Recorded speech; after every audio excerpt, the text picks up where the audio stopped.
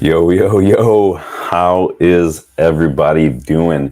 Feels a little weird, right, to be going so far in between videos, but that's kind of the way it is during the slow periods of the season. But in any case, I'm glad to be back. I'm glad that you guys are here.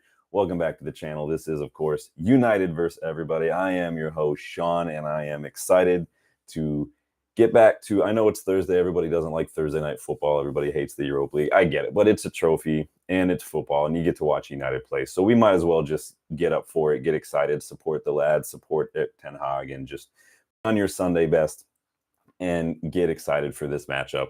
We are here today to preview United's Europa League match tomorrow against Jose Mourinho's Fenerbahce side. We did the team did land in Istanbul not that long ago, and I think that Tenhag and Christian Eriksen did their presser, which we could talk a little bit about. From what I've seen so far, there wasn't a whole lot out of it.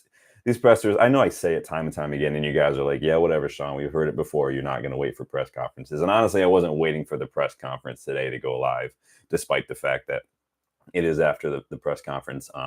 Just throughout the day, my wife's got a busy schedule. I've got a busy schedule. So this is the best time. And I know a lot of you are probably watching Champions League right now. I am keeping one eye on the score of some of these matchups. I know that Liverpool are now up 1-0 against RB Leipzig. I think Bayern and Barca are 1-1 right now. So some interesting matchups today, but I do appreciate everybody being here. Danny B in the house. Thank you, Danny. I did get your email, man. I'm glad you got the jersey. Glad it fits.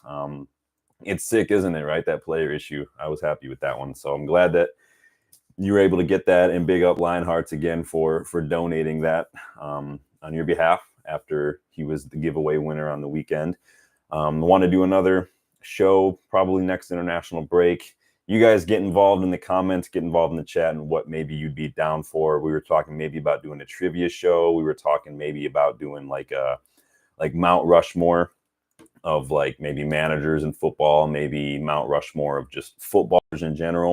Maybe we'll just do a Mount Rushmore show, or Mount Rushmore of managers, Mount Rushmore of United players, and Mount Rushmore of just footballers in general. Maybe that's something to do. The trivia, I love the idea of a trivia show, especially to pick a giveaway winner.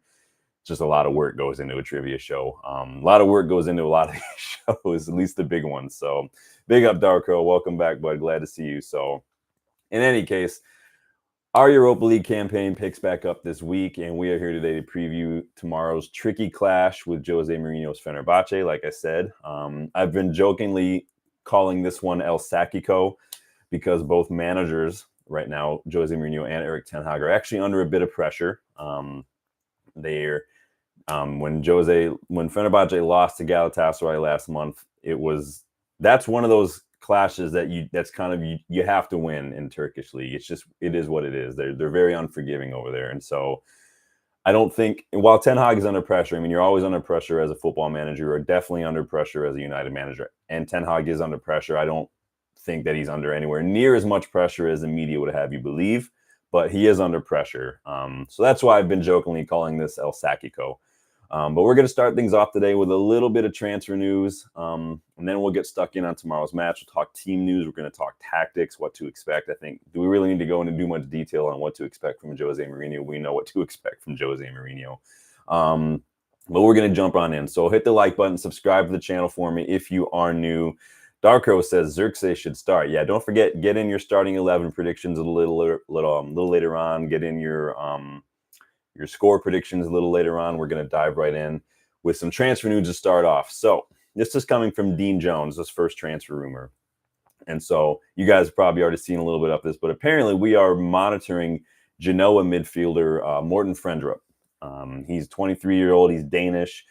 Really good defensive midfielder. He's a defensive rock. He gets around the middle of the park. He's got one job basically at Genoa: win back the ball, basically win possession. He's your N'Golo Kante. He's your you're defensive midfielder basically. He's in the top 3% for tackles per 90 right now, top 13% for interceptions. And because he does play in that deeper position, Frendrup, he actually drops deep a lot to help clean up.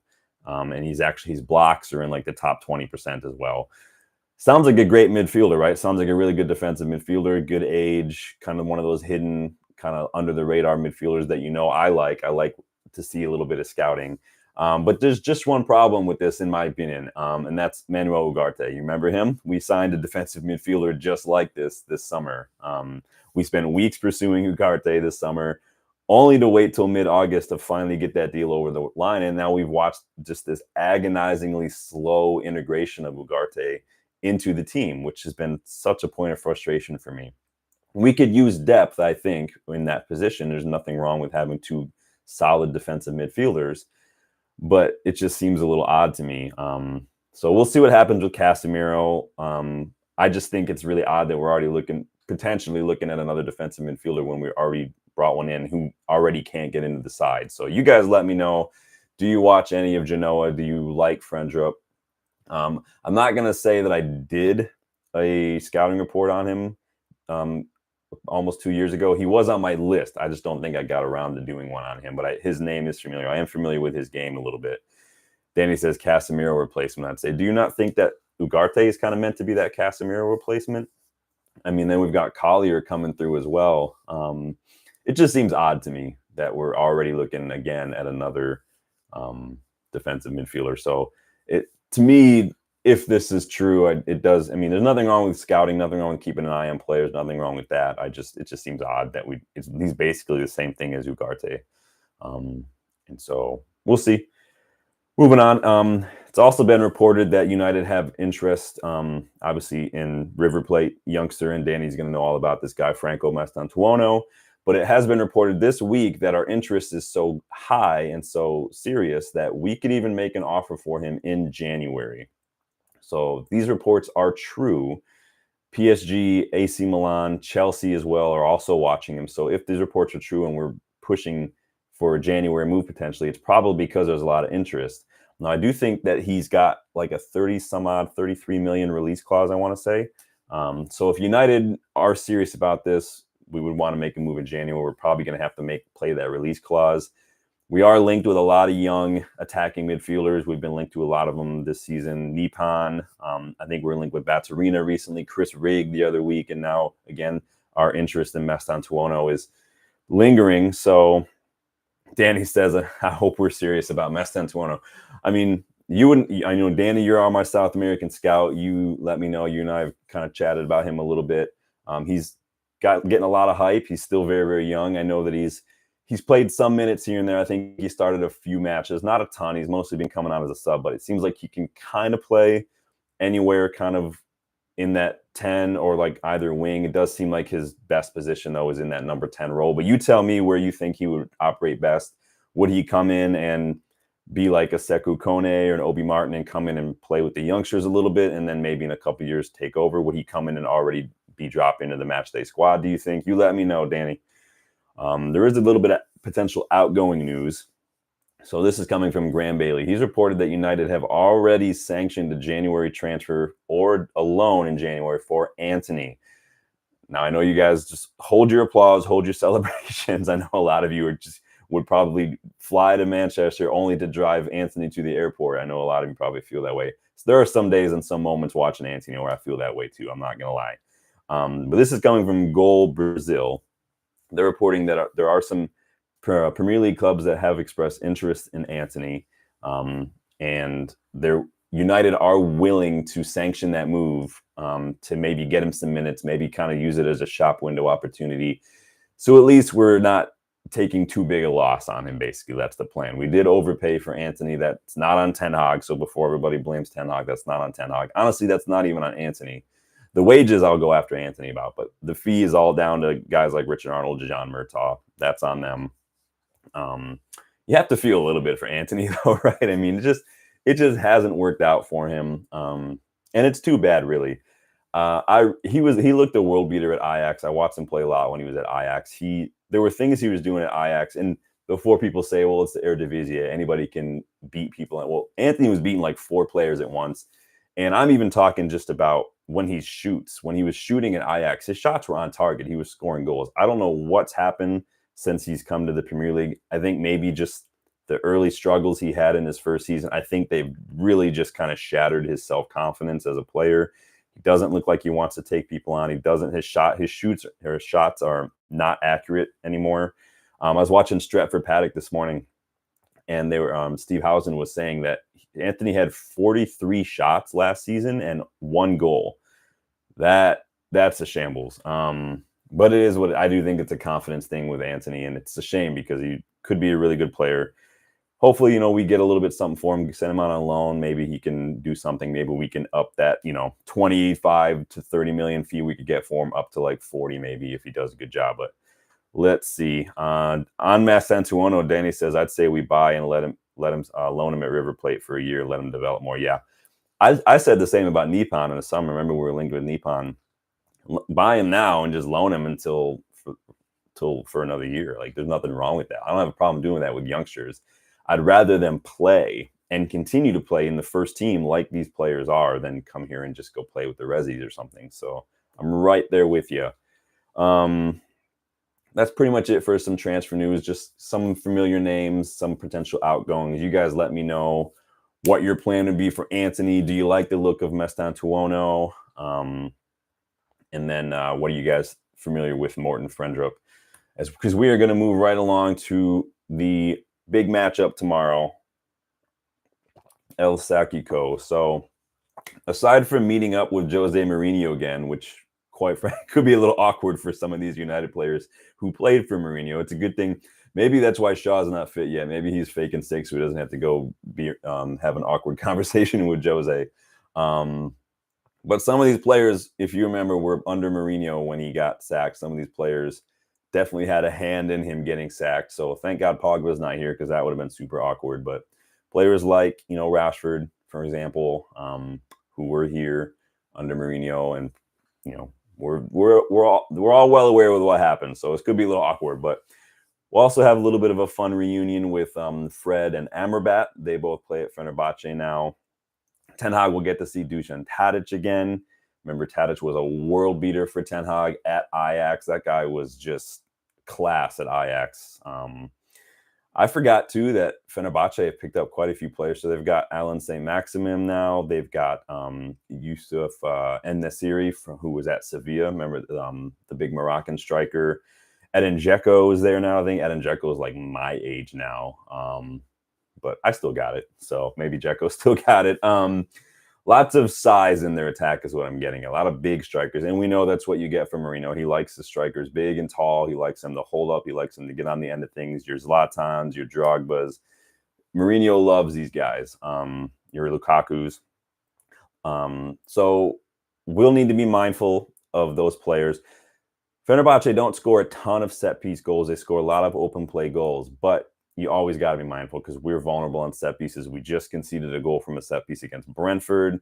Yes, we were a man down, but at the same time, I never feel confident when we defend a set piece. So you guys let me know if you feel the same way.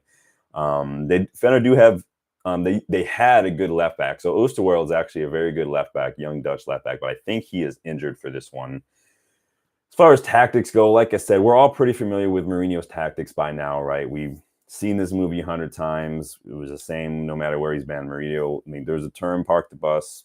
It's pretty much synonymous with Jose Mourinho. His Fenerbahce side like to drop both midfielders back. So they typically play in that 4-2-3-1, but they like to drop these pivot back to kind of make a 5 building out from the back. A lot of close passes, a lot of passing around the opposition press to move the ball and create space. He likes those very safe, high percentage, quick passes. They don't like a whole lot of space between their players. They like short passing distances, especially when they're trying to get out of pressure. So we're going to have a bit of synchronicity required when it comes to our press. We need to organize. We can't have any more of this. Bruno's the only one rushing forward to pass and everyone else is just chilling. It's either everybody presses and they press into these zones or nobody presses and we chill for a second and force Fener to kind of make a decision. Can't be halfway in and out. It doesn't work. It breaks down. In possession, so Fener's attacking midfielders, so typically it's going to be like a Szymanski or something who I really like. He'll actually drop deep and then potentially even wide while one of their 2 central midfielders is kind of pushing to the other side. So in possession, they'll move to maybe a bit of a 4-3-3. Again, trying to get numbers in midfield, trying to keep the ball and trying to organize. We know what to expect. It was the same with when he was at United. Their fullbacks also tend to stay a little close to their center backs. Like I said, trying to keep those passing distances close. They want those quick, short passes. They always want to create a number advantage, have an outlet, always have a +1 when it comes to building out in that first line of play, especially. They like possession. There are times, though, when Fenerbahce will sit kind of in a diamond without the ball. So this helps them. Again, Jose wants numbers in midfield. He likes to have numbers in midfield. He likes to dominate that area. And so what that allows them also to do is press the opposition to play the ball wide, which is exactly where they want. It's going to be interesting to see how our slow buildup under Ten Hag holds up against Fenerbahce's pressing, because Jose does like his Fenerbahce side to press a little high up the pitch. They press, but they don't actually win the ball very much high up the pitch. So I don't know how good of a press it is when you've got guys like Dzeko, Tadic, these guys, and St. Maximin. St. Maximin's not necessarily known for his defensive qualities. We'll see how it goes, but they do at least try. What Mourinho likes to do is, like I said, he likes to force his opposition to start to play the wide, or he's going to try to force us to play long balls, which sometimes can work, sometimes cannot. It just depends on which Onana shows up on the day with the distribution. If we can keep our composure and move the ball quickly enough, though, when we're trying to build out, sometimes I think we're a little too slow when we need to move the ball just a little faster. Onana needs to release that ball, start launching the build up a little quicker. If we can do that, play through Fenerbahce's press, they can actually be pretty vulnerable. And their press means, because Mourinho likes them to press a lot, they tend to run out of energy later on in the second half, which could work out for us really well, because we do have players who can come on, like an Ahmad or somebody who they will have energy, they will have pace. We're a little light right now in midfield with Manu being injured. It sounds like Mount's not going to be fit either. Bruno's suspended, obviously. So our midfield is a little light, but I do think we have attackers who can come on and cause problems. So in terms of United, our team news. So the usual suspects are out. So Maguire is going to be out, obviously. Shaw and Yoro are out. They're both back in individual training, but they're out.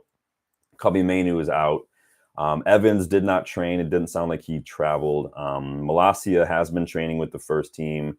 Did Malacia travel? Yes, Malacia, he did not travel. So no Malacia again. Again, Bruno is out. So it's going to be interesting to see who takes over in that 10 role. I do think that was a bullshit sending off against Porto. People are going to say his foot was high. He's in the box, the attacking player. He's the attacking player. What is he supposed to do? Not try to play a ball? It doesn't make any sense to me. Whatever. A lot of youngsters have been training with the first team, and I think a few traveled to Turkey as well, which I'll go through. Like Sekou Kone has been training with the first team. Mather, Ennis, Oganai, Curly, Wheatley, Amas, Kingdon, they've all been training with the first team.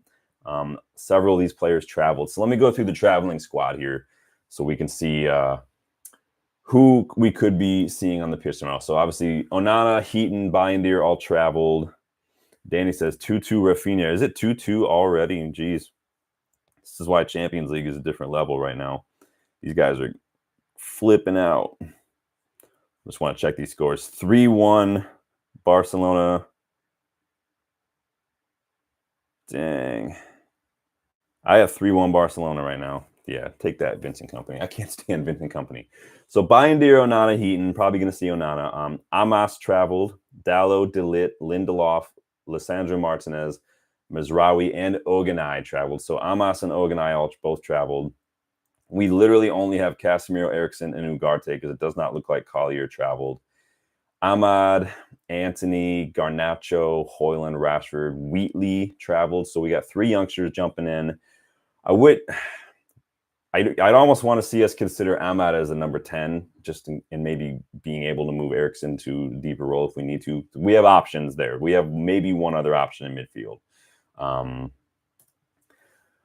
Mount, obviously, sounds like Mount is not ready. I think Ten Hag spoke about this in the press conference. Seriously, though, what is going on with Mason Mount?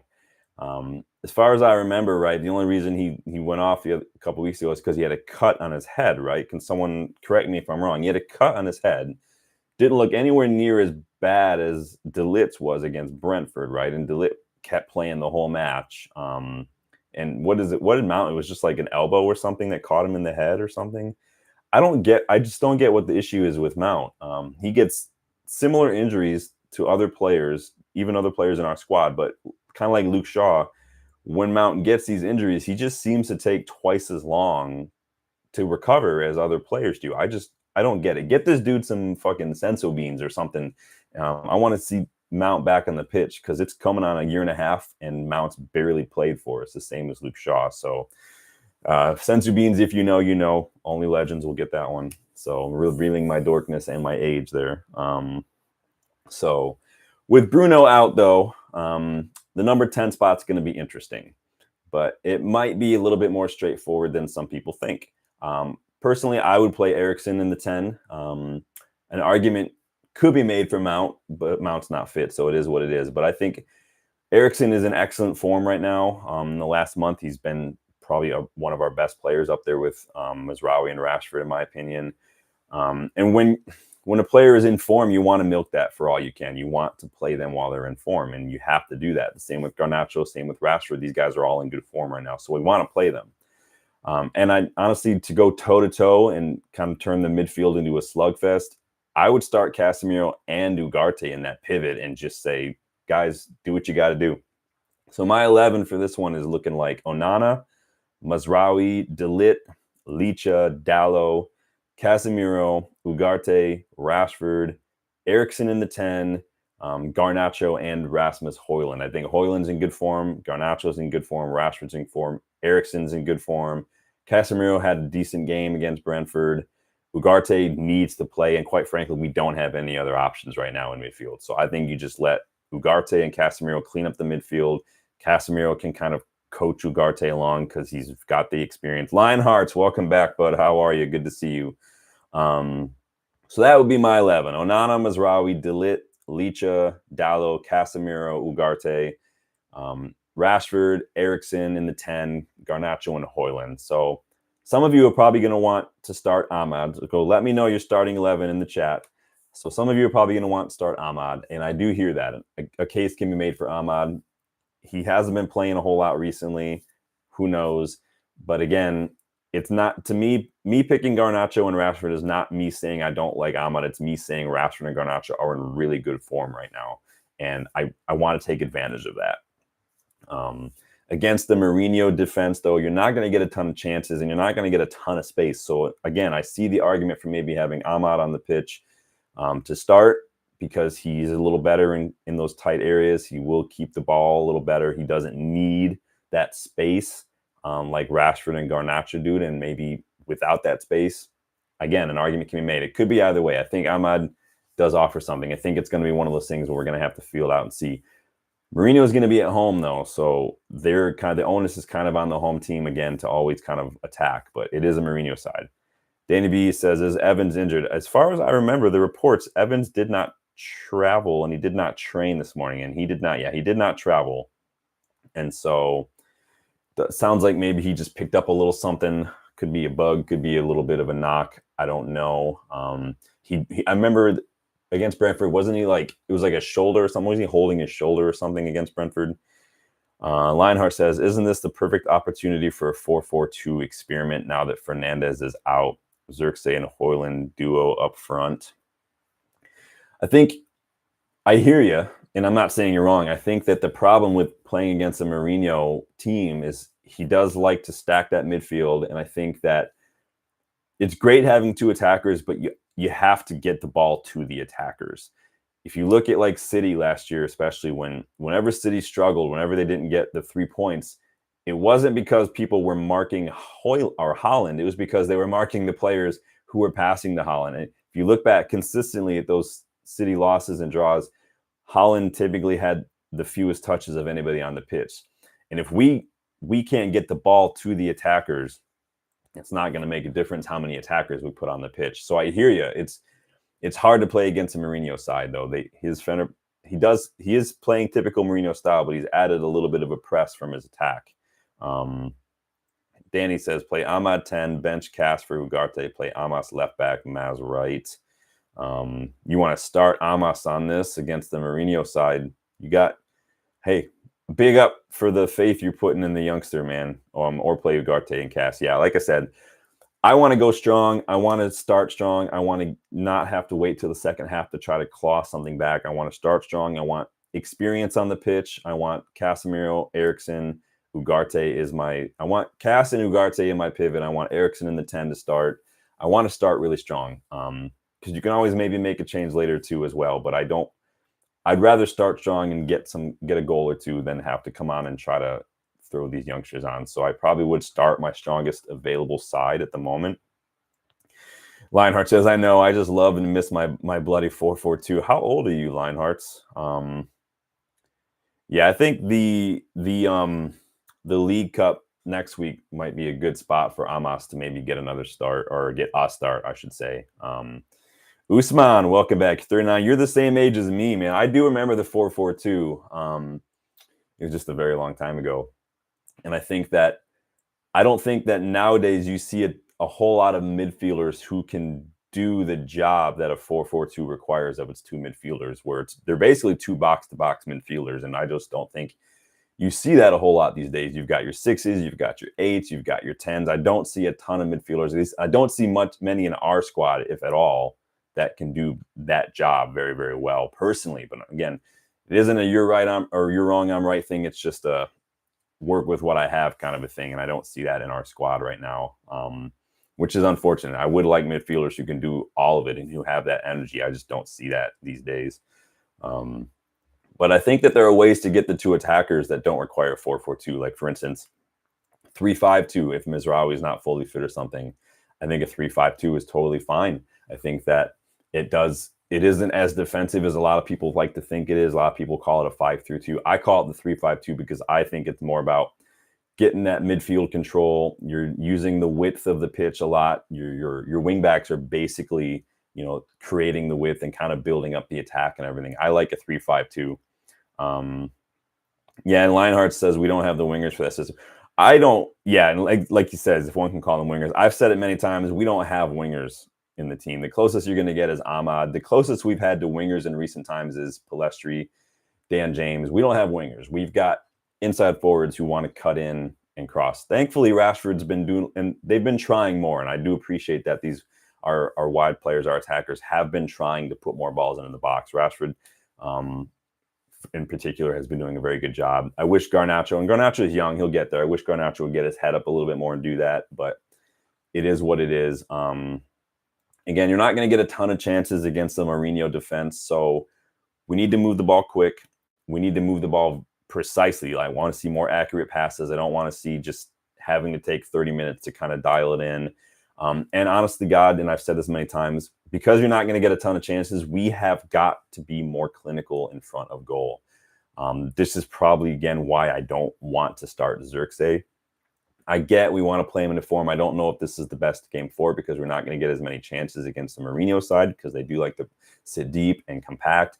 And quite frankly, I'm not convinced right now with Xerxes finishing.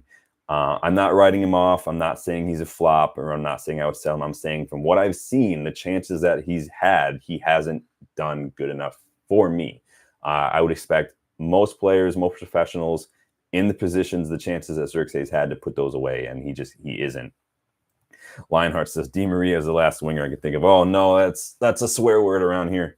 I think that we looked very good in the second half against Brentford. So I think if we can continue that, play more like we did, it was chance after chance after chance. We kind of, like I said, we kind of turned it up a notch in the second half. We went up a gear. I don't know why we can't start matches in that gear. I don't know why we can't just maintain that level. It's not asking much. It's not like I thought we were world class. We were just, again, a whole level ahead in the second half against Brentford than we were in the first half.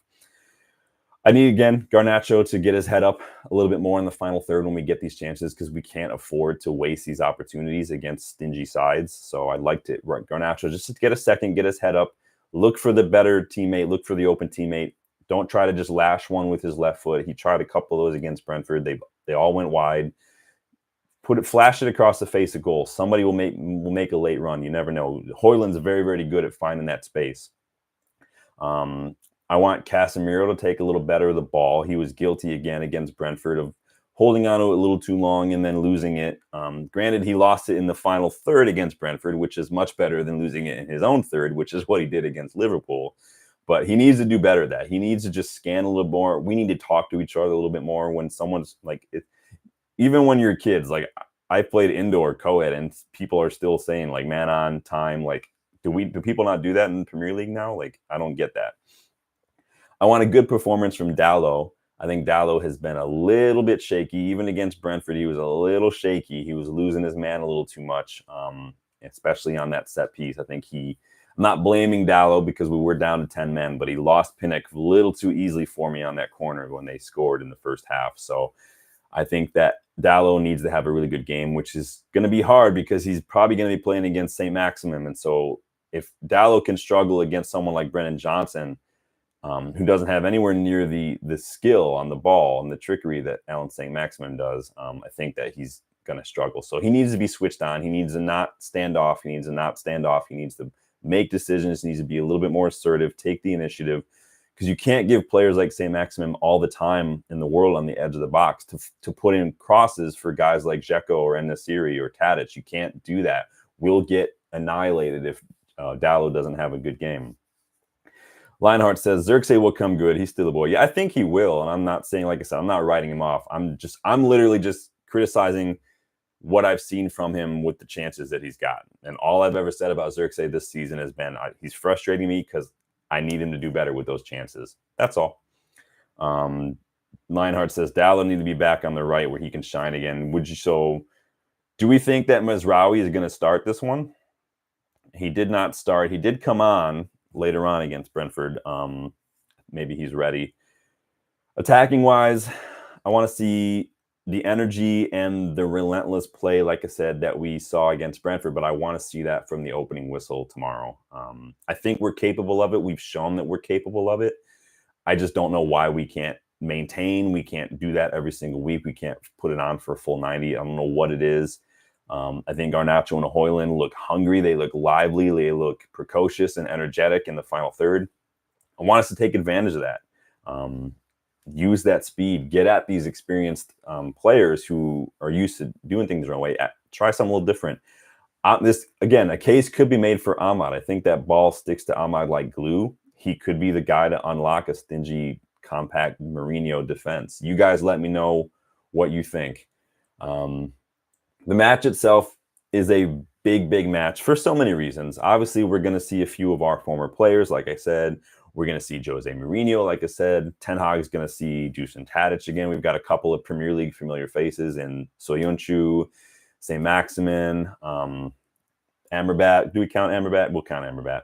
Bayindir is going to return to the stadium where he spent several years. Remember, we bought Bayindir from Fenerbahce. Lindelof's been linked with Fenerbahce. I think Antony was linked with a move to Fenerbahce earlier. Both managers as well are going to be under a bit of pressure, like we said.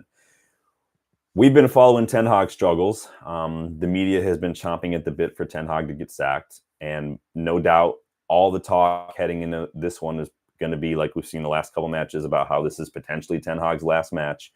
We've heard it all before, and we're going to hear it every single match, probably for the rest of the season, because that's just the low-hanging fruit that the English media is going to run with this year, because apparently this is what passes for journalism now, but it is what it is. You'll notice I haven't said much about the presser because the presser was just a bunch of nonsense.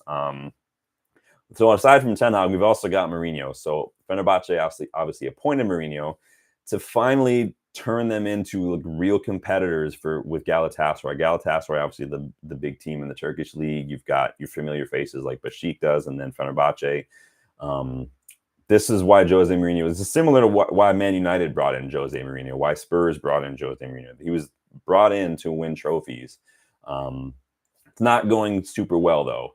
Fenerbahce are fourth in the Turkish league. They lost to Galatasaray 3-1 last month. Again, that caused a lot of fans to already call for Mourinho to be sacked, So both managers are under some pressure. It's going to be interesting. Jose likes to shithouse his way to a 1-0 win or a 1-1 draw. Lionheart says, get to see Fred. Lionheart says, I'm looking forward to the match. Always good games against Turkish eyes. Yeah, Fred was an interesting one. Fred, it was like I used to get so frustrated watching Fred because he would give the ball away so easily in such fragile areas of the pitch, but then he'd just randomly pop up with just some random goal out of nowhere sometimes. So I remember more of Fred's goals than I do some of his mistakes. So it's hard to not like Fred. It's like the guy. It's like Juan Mata. Like I can't not like Fred, but at the same time, I don't quite think he was quite good enough for us, and we definitely overpaid for him. But yeah, Lionheart says his energy was always spot on. Yeah, you can never fault him or like McTominay for the energy. They've had nothing but energy, but I don't think Fred was the guy for us. But he's got a hat trick at Fenerbahce a couple months or last month or whatever. So obviously he kind of found his niche there. So big up Fred. Turkish sides are always a little difficult. We struggled against Galatasaray last season in the Champions League. I was at that match at Old Trafford when we played them. That was not fun. It was an ugly, ugly match. I had a really close bird's eye view of Onana and Casemiro's gaff that led to their penalty. That was not fun. There were Galatasaray fans kind of scattered all throughout the stadium, causing all sorts of problems. My cab driver on the way to the airport the next morning was a Fenerbahce or was a Galatasaray fan, so that was cool. So that was a fun car ride, but it's going to be interesting. Going to Turkey adds a whole nother layer to this that I'm not looking forward to as well, because like Lionheart says, these Turkish fans are a little bit insane. I expect to see flares. I expect to see smoke bombs. I expect to see all sorts of stuff going down. But those are my thoughts. Who would you guys start? What are your score predictions? I think that this could very easily be another 1-1. Just because I think that this is what you typically get from Mourinho teams. But I think, when he was at Spurs, didn't he beat us like 6-1 one season? You guys remember that? Because we know that Jose has an axe to grind when it comes to clubs that have sacked him. And we know that that's just what he does. And he has a point to prove right now at Fenerbahce as well, because he's under pressure from them as well. So this is not going to be a straightforward match. When the draw was made for the Europa League, I saw this fixture, and at no point in time did I ever think we were going to get 3 points from this fixture. I think this is probably the better chance we're going to get, but I still don't I still wouldn't put it on. I would not put money down on that we're going to get 3 points right now. So do you think Jose will shithouse his way to 3 points? Could we capitalize on Fenerbahce's struggles and maybe somehow come away with 3 points? Lionheart says 1-1. Yeah, that's pretty much what I'm thinking. Lionheart has made another 1-1. Another draw in the Europa League. But you guys let me know. Get your thoughts in. Let me know where you're going to be watching this one, who your starting 11 is going to be, what you think of the transfer news, and are you as frustrated with Mason Mount's just extra long recovery time as I am? Because I am super frustrated. So somebody go order some sensu beans off Amazon, and we can send them over to Old Trafford, and Mason Mount can just chug a whole bunch of them.